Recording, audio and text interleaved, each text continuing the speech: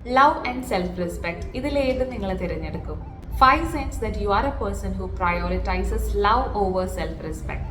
Number 1, you tolerate disrespect just to keep the relationship. നിങ്ങളെ ഒരാൾ നിരന്തരം ഡിസ്റെസ്പെക്ട് ചെയ്യുമ്പോഴും ആ റിലേഷൻഷിപ്പ് കീപ്പ് ചെയ്യാൻ വേണ്ടി മാത്രം നിങ്ങൾ ഇതെല്ലാം ടോളറേറ്റ് ചെയ്യുന്നു. Number 2, you accept repeated apologies without real change. Change ചെയ്യാമെന്ന് നിങ്ങൾക്ക് പ്രോമിസ് ചെയ്തിട്ടും അയാളുടെ വാക്കും പ്രവൃത്തിയും തമ്മിൽ യാതൊരു ബന്ധമില്ല. എന്നിട്ടും അയാളുടെ ഫേക്ക് പ്രോമിസസിൽ വിശ്വസിച്ച് വീണ്ടും വീണ്ടും നിങ്ങൾ അയാളെ ഫോർഗീവ് ചെയ്യുന്നു.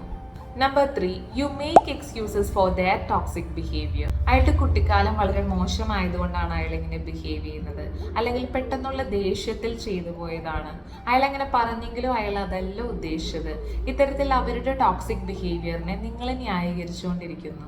Number 4, you let them cross your boundaries but you wouldn't do the same. നിങ്ങളുടെ ബൗണ്ടറീസ് അവർ നിരന്തരം വയലേറ്റ് ചെയ്യുമ്പോഴും അവരുടെ സ്നേഹം നിലനിൽക്കാൻ വേണ്ടി മാത്രം അവർക്കൊരു ഹേർട്ട് കിട്ടാതിരിക്കാൻ നിങ്ങൾ പ്രത്യേകം ശ്രദ്ധിക്കാറുണ്ട്.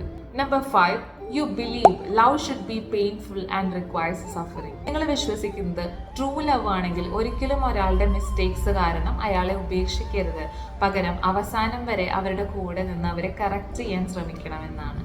Remember, if love should cost you your self-respect, it is not love, it is self-abandonment.